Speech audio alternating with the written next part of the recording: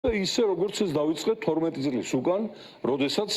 პირველებმა ჩვენ დავსვით ივანიშვილის დასანქცირების გზით მოცილების ამოცანა სოფლიო დემოკრატიული საზოგადოების წინაშე. თავიდან ეს არ იყო ახმული ახლა მთლად სერიოზულად, მაგრამ დღეს უკვე გლობალური საერთაშორისო პოლიტიკაა ვაშინგტონის, ლონდონის და ბრიუსელის. რომ სანქციები ეს არის მეთოდი და ეფექტი, რომლითაც რეჟიმი მოიხრჩება, დაამთავრებს არსებობას, რა თქმა უნდა, ქართველი ხალხის თავგანწირული ბრძოლის ფონზე, რომელიც მიმდინარეობს გავრილოვის ღამის შემდეგ და ჩვენი ხალხი თავისი შემართებით, თავდაუზოგავებით, თავგანწირივით შეიძლება ითქვას, აი რაც აქ ხდება, ეს კოლექტიური გმირობაა, რომ აჭერინებენ ყველა ფენის, ყველა წრის წარმომადგენლები თავს იციან, რომ მიდიან ციხეზე, მაგრამ მაინც კეტავენ იმ რუსთაველს, მაინც იქ დგანან და ალბათ პირველი შემთხვევა ბოლშევიკური რეპრესიების შემდეგ, როდესაც ციხეშია დირიჟორი, რეჟისორი,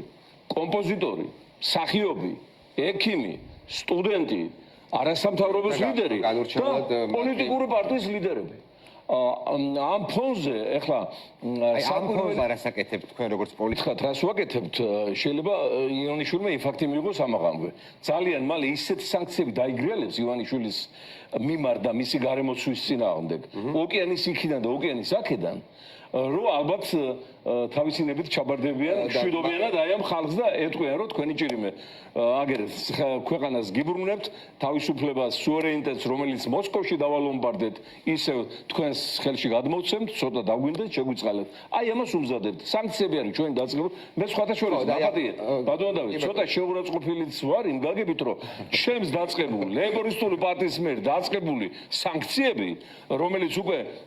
პიკზე ასული დააბრალეს ჩვენს ზურფას კოლეგებს ოპოზიციურ ლიდერებს რომელიც თქვენ რატო აგიარეთ ყოფილიო რომ საავტორო უფლება წამართვეს და გადასცეს ოპოზიციურ ლიდერ ბელადებს რომლებიც დაჭერილები არიან და რომლებიც სხვათა შორის მე პირდაპირ მინდა გითხრა არა ახლა ნიშნის მოგებით მაგრამ რეალობა ობიექტური არაფრით არ მიწერდნენ ხელს სანქციების თაობაზე მიმართვებს რომ ვაკეთებდით ამერიკაში და ევროპაში ხელს არ აწედა არც ერთი პარტია დაჭერილის და გარეთ დატოვებულიც სანამ გასული წლის დეკემბრის თვეში ამერიკის სახელმწიფო მდივანმა მაშინდელმა ბლინკენმა არ გამოაცხადა ივანიშვილის პერსონალური დასანქცირება. მე აყურდა ყველა სანქცირებაზე.